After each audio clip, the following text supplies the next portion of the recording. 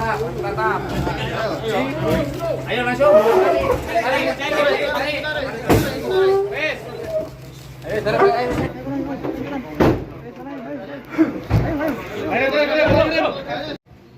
Polda Jatim mengungkapkan kondisi Bribtu FN, 28 tahun, anggota polisi wanita, Polwan, yang diduga membakar suaminya, Bribtu RDW, di Mojokerto, Jawa Timur, pada Sabtu, 8 Juni 2024. Kabid Humas Polda Jatim Kombes Dirmanto menerangkan bahwa usai melakukan aksinya membakar sang suami Bribtu RDW, tersangka Bribtu FN sempat menolong korban. Korban kemudian dibawa oleh tersangka ke RSUD. Jadi, FN ini juga mempunyai tanggung jawab yang besar untuk menolong yang bersangkutan membawa ke rumah sakit dibantu oleh beberapa tetangga, kata Dirmanto, Minggu, 9 Juni 2024. Dirmanto menyebut, Bribtu FN juga sempat mengungkapkan penyesalannya dengan meminta maaf kepada korban. Sampai rumah sakit, FN juga minta maaf kepada sang suami atas perilakunya ini, ucap Dirmanto. Saat ini, Bribtu FN telah ditetapkan sebagai tersangka dan ditahan di Polda Jatim untuk menjalani pemeriksaan intensif. Tersangka sedang terguncang dan mengalami trauma yang mendalam. Berdasarkan penyelidikan sementara, tersangka mengaku kesal karena korban diduga sering main judi online. Dari pengakuan Bribtu FN, suaminya Bribtu RDW sering menghabiskan uang gaji yang harusnya untuk membiayai ketiga anaknya, tapi digunakan untuk judi online. Sebelum diduga dibakar, pasangan suami istri tersebut terlibat cekcok. Berawal ketika korban pulang dari tempatnya bekerja di Polres Jombang. Bribtu FN lantas mengecek ATM milik Bribtu RDW pada Sabtu 8 Juni pukul 9. Bribtu FN mendapati isi rekening sang suami Bribtu RDW dari gaji ke-13 yang seharusnya senilai Rp2.800.000 hanya tersisa Rp800.000. Singkat cerita, Bribtu FN kemudian memborgol tangan suaminya dan mengaitkannya ke tangga lipat di garasi. Tersangka juga menyiramkan bensin ke tubuh Bribtu RDW. Setelah itu, Bribtu FN menyalakan korek dan membakar tisu yang dipegangnya.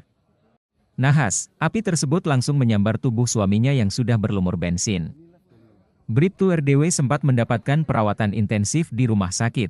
Namun nyawanya tak tertolong karena mengalami luka bakar 96% dan meninggal dunia pada Minggu, 9 Juni 2024. Ya, rekan-rekan sekalian, kami akan melakukan update terkait dengan kasus Mojokerto.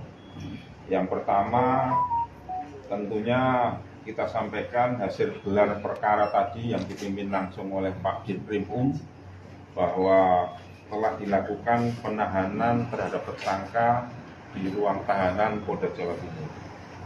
Karena mengingat yang bersangkutan ini memiliki juga anak balita yang harus dirawat, sehingga ada hak eksklusif anak di situ, sesuai aturan undang-undang kan seperti itu.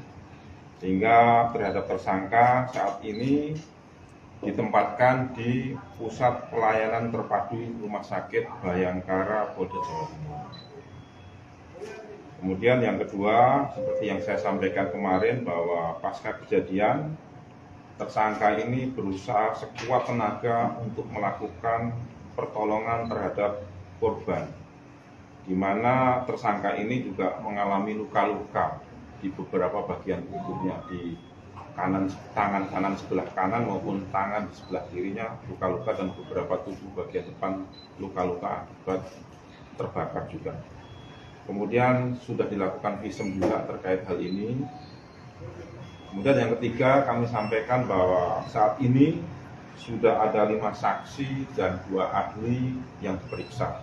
Ahlinya yaitu psikologi forensik dan psikiater. Kemudian yang keempat, rekan-rekan sekalian, terkait dengan kasus KDRT ini ada undang-undang yang mengatur, yaitu pasal 3,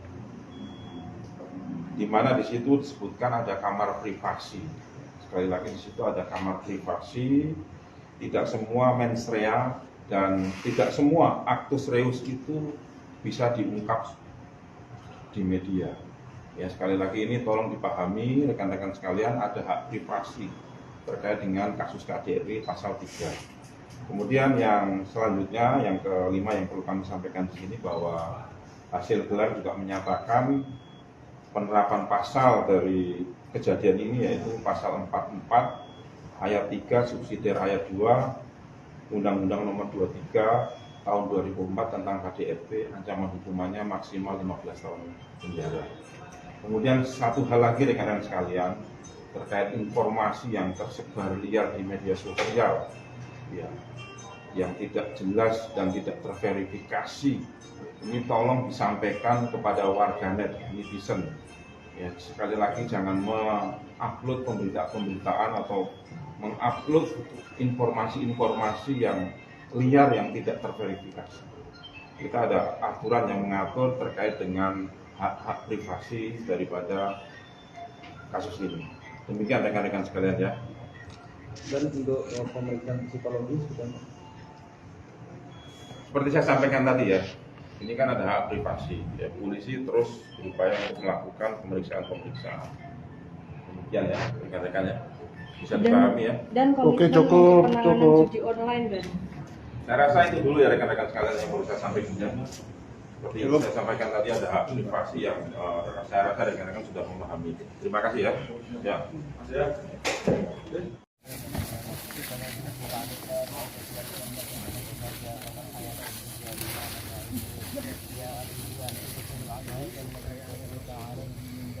Wama ikhwanu kasih babaremu Bakul lillahumma bilisani kasih tak mangkir panjenengan jawaban iku kiblat Quran wal Qur'anu imamilan kitab suci Al-Qur'an iku panutan Quran wal muslimuna wal mu'minuna ikhwan ya rabbana lakal hamdu kama yanbaghi li jalali wajhika subhanahu Allahumma ighfir lahu warhamhu wa'afi wa'fu anhu Allahumma ighfir lahu Allahumma anzil rahmata wa ni'mata wa subhata ala al-kubur.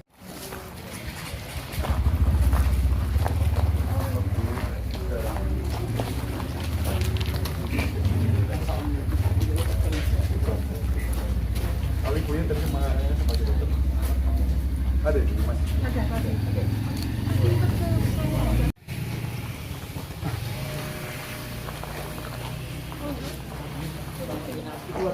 Iya, saya kakaknya Rian. Iya, tapi sudah meninggal.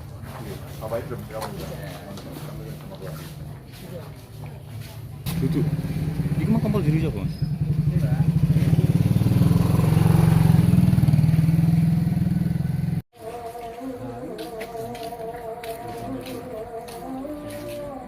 Untuk bela sungkawa kepada keluarga semua diberikan kekuatan. Sejauh ini koordinasi dengan pihak keluarga terduga pelaku saat ini gimana? Kalau yang terduga pelaku saat ini sudah disampaikan tadi oleh Pak Kapolres. Sekarang ini sudah ditangani oleh Ditkrim Polda Jatim. Kondisi terduga pelaku dan terakhir ini. Oke. Ya, Itu anggota SPKT ya, kan? Yang terduga pelaku ini. Download Tribun X sekarang, menghadirkan lokal menjadi Indonesia.